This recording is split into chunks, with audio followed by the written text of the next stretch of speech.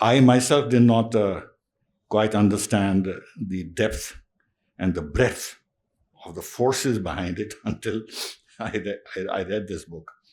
Wokeism. Now, I've been talking to various people, I've been puzzled by this phenomenon because one had never heard of it until 2, 3 years ago. Now, as he rightly said, this is a reinvented Marxism, but Marxism took about 100 years or more to be discussed and absorbed and become part of political systems and be part of your intellectual consciousness. But wokeism in 2, 3 years. I'm deeply honored, actually, that Rajiv asked me to be a panelist for the launch of his book. We met some years ago when he came to speak to us at the Saturday Club, and I was very impressed by what he said and his views on the situation that exists in terms of India's image and position in the world and the forces that are working to break up India. That was after he had written the first book. I was out of the country. I came back yesterday, and this book was lying on my table. And I looked at it, and I was a bit, how should I say, intimidated by its size. But then somehow, because of telepathy or whatever, I thought, let me read the introduction, the forewords, and the conclusions, which actually give you a very good idea of what this book contains. And he's absolutely right in saying that each chapter is self-contained and you can start anywhere and read it, which I did. I sort of browsed through the book and absorbed the central points that this book makes. Even before this book was written and I read it, I have myself been feeling that we are under attack internationally. Our civilization is under attack, our social system is under attack, our political system is under attack. There is a lot of probing of fault lines, social fault lines in India by foreign sociologists and columnists. There is the denigration of Indian democracy, whether it is Freedom House or VDEM, or focusing on religious intolerance in India by the US Commission for International Religious Freedoms. There's constant attacks by New York Times, Washington Post, The Economist, the BBC, France 24, Le Monde, Financial Times, WSJ. All these papers have a particular narrative. And this narrative is constantly promoted internationally. And I must tell you that a lot of people who are not familiar with India they are educated people, they have some notion of world affairs, but they're not specialists of international relations, or they don't know India that well. But when they see such writings in reputable publications, foreign affairs I'll also include, then they form an idea of India.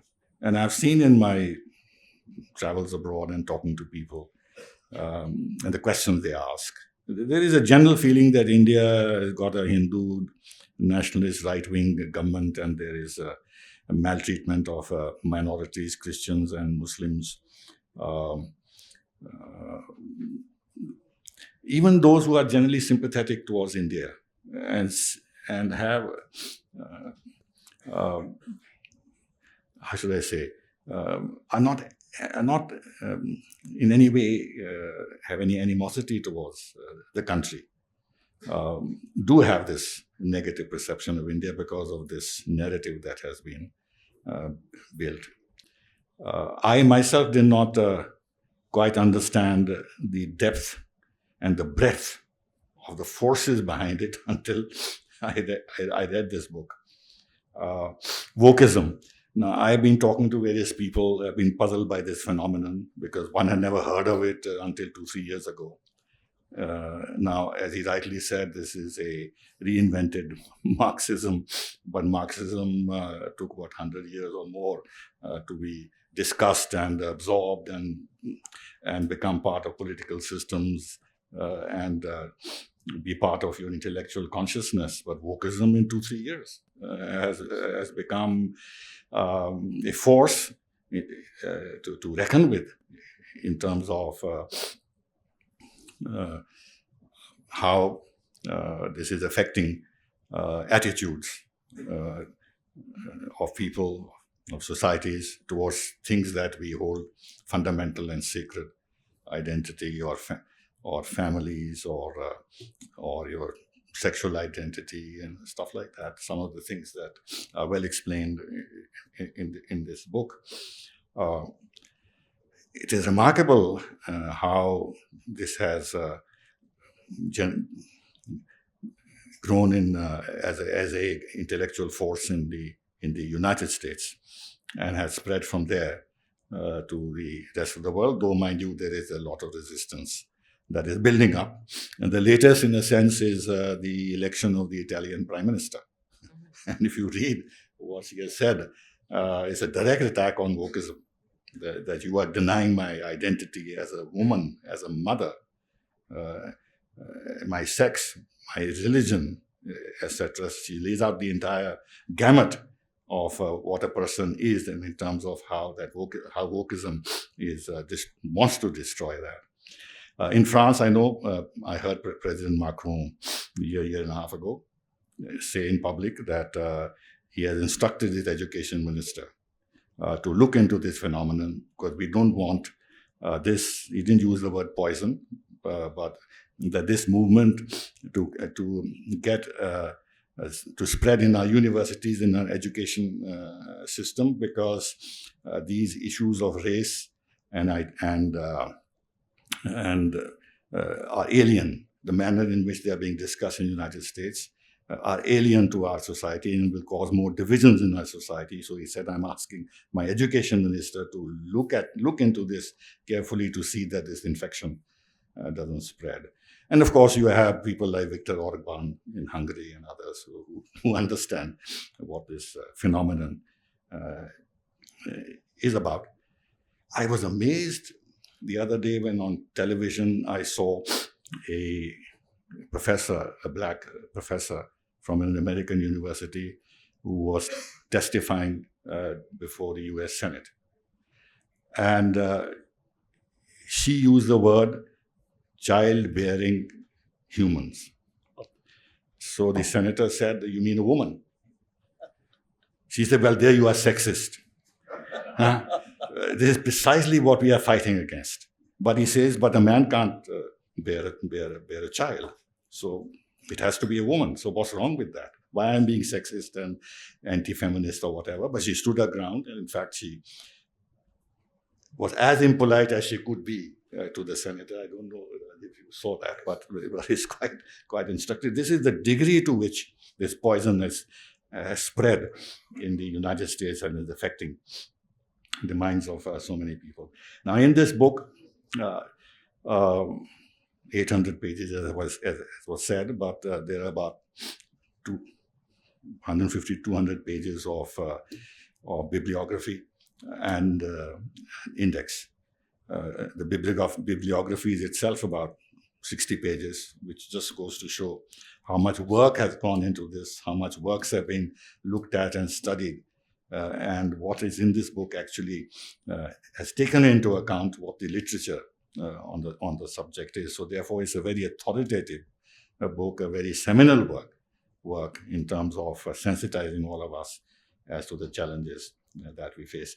The book is also pretty brutal in some ways, in the sense that the manner in which it is putting the spotlight on some of our billionaires who are part of this process of dismantling India inadvertently or otherwise.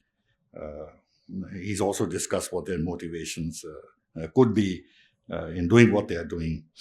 I personally don't think that they are totally oblivious of the downside of what they are doing. So, what is impelling them, I can't say. But he's got a chapter on Anand Mehta and postmodernism, Lakshmi Mittal and social justice, Piramal's Harvard University's gateway to India. So there are separate chapters on that.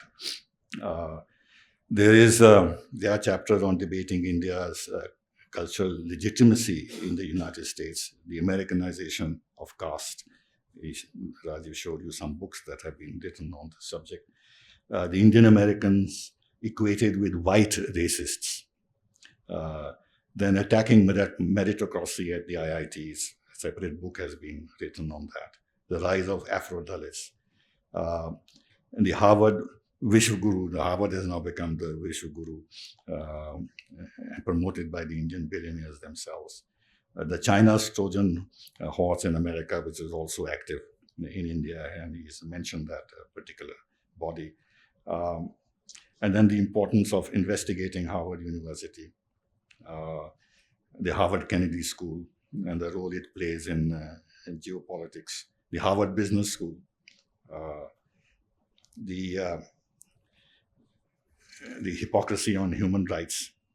And then I had in my own notes mentioned Ashoka University in this and that, because I had that in mind, because incidentally, it is anecdotal, it's not as serious an observation as the observation in these books.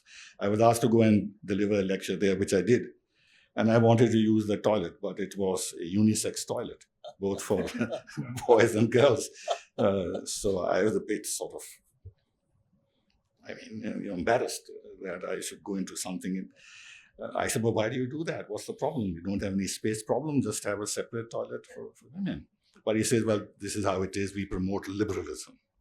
Now, it's just a small indication of the kind of mindset that is being nurtured and developed in our country through these liberal universities who ape Harvard or American universities.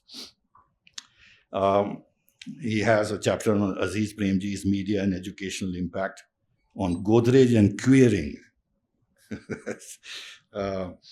And then I didn't know that. I never heard the name before, but it's apparently an Iranian foundation, Omidyar.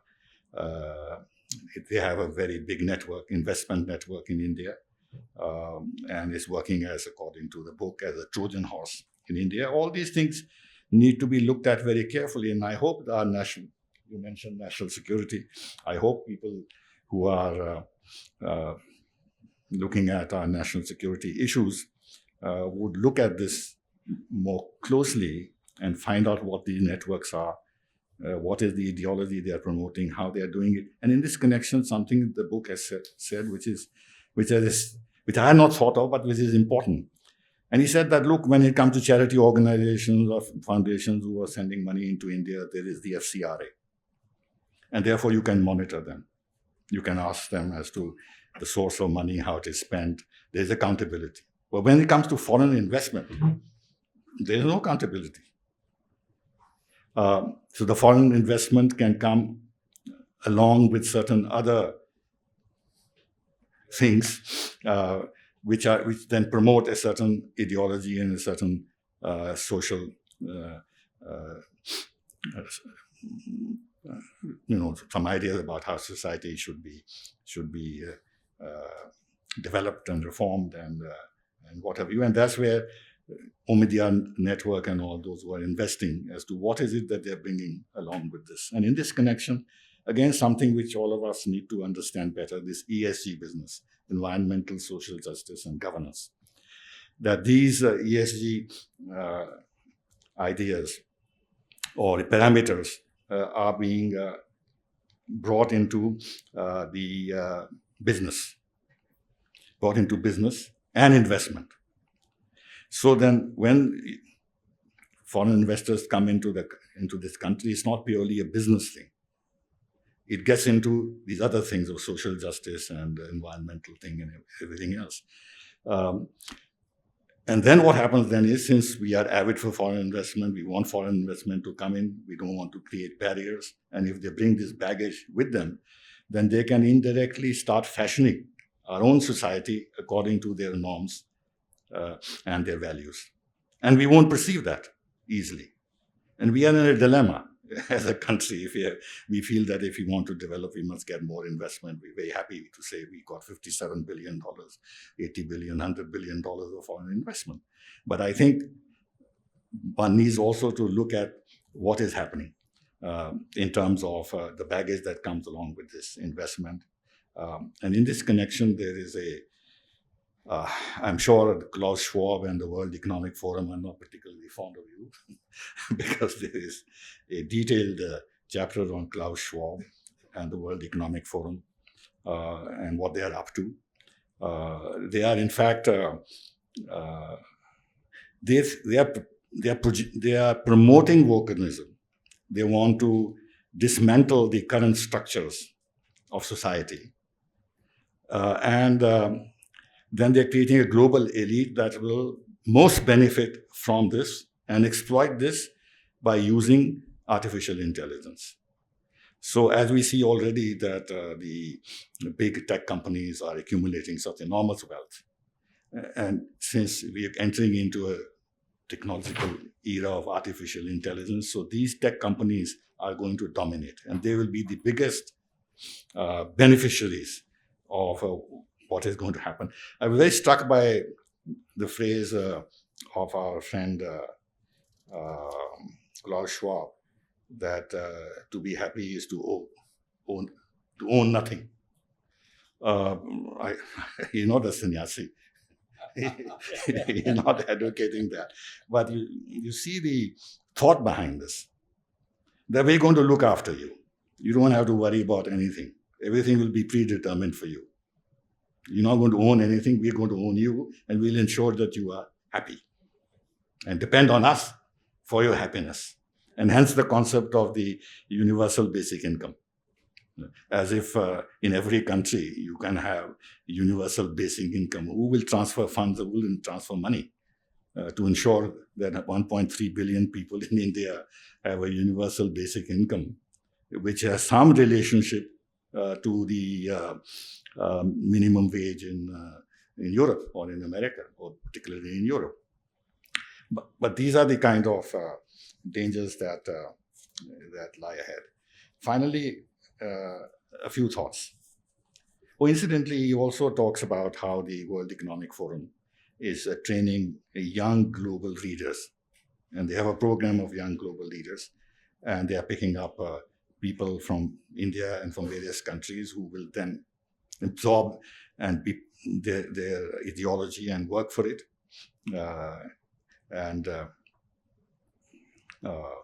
He mentions that Stalin from Tamil Nadu and Jagan Reddy from Andhra Pradesh are very much working with the WEF. But I was surprised he said that even Sri Sri Ravi Shankar and Sadhguru are also. So you can see how the tentacles have spread and how they have created for themselves the tools for fashioning India the way they want. And my thoughts are that, we are ourselves embarked on a digital revolution, and very proud of the fact that we have made tremendous advances in this field, and there are obvious benefits, direct transfer of benefit, direct benefit schemes, and this and that. The UDI is now actually something which the developing world admires and wants India to come and help them and set the same thing up. It's a different matter that Bill Gates also is very positive about this. And Nandan Nilekani, as you said, has also been working with the WEF and all that. Now, how do we reconcile if we are entering into a situation where we are going to be digitally controlled, and then we ourselves are expanding the digitalization of our country and see the value of this. Now, can this digitalization remain unconnected with the rest of the digital world? I don't think that is going to be easy or possible. So there is a great problem of managing this. There is, of course, this whole problem of the English language. If you were Chinese, you will not be exposed to everything else. But since we are an English-speaking country at the level of the elites, so we are open to ideas that emanate from the Anglosphere. We have 200,000 students who are in the American universities, and we say that as a matter of pride that we've got so many students who are studying in those universities. So this is a big conduit for all the ideas that should worry us, all the movements that should worry us. This English language is a huge conduit for that. And then, of course, our democracy. What do we do with our democracy? We are open to the world. We can't close ourselves. And other countries will take advantage of our democratic setup and use that in order to penetrate our political and social systems as they're doing. The US is our biggest partner now in so many areas. We want to learn so much from them. Incidentally, he mentioned quite rightly that this new technocratic world and ESG and everything else is going to be, in a sense, monitored by Pricewaterhouse, by Deloitte, by all these American consulting agencies. They're going to look at companies, what they're doing in terms of ESG. Even they want to extend it to venture capital, so that money flows will be conditioned by how these investors and venture capitalists actually promote the ideas that are emanating from this critical race theory and the wokeism and everything else. I had myself, I think somebody mentioned Carnegie. Yes, you mentioned Carnegie and Brookings. I had myself noted that. And now we've added Asia Society. When I was in Washington, I saw the operation of the Asia Society, very anti-Indian. Great problems we had. At that time, Kashmir issue was boiling, and Asia Society was most unhelpful. I will not go into details of that, but we just allowed them to open an office. And incidentally, it's the Indian industrialists who are financing Carnegie and everything else. Money is not coming from Washington either.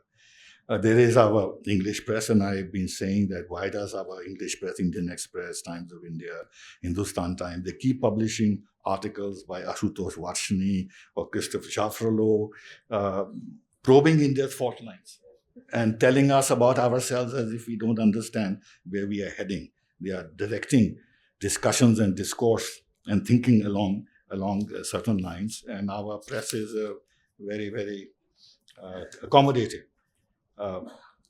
Finally,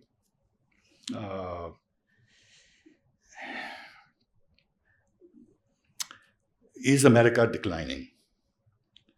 If America is declining, then how much this wokeism and critical race theory will retain its force?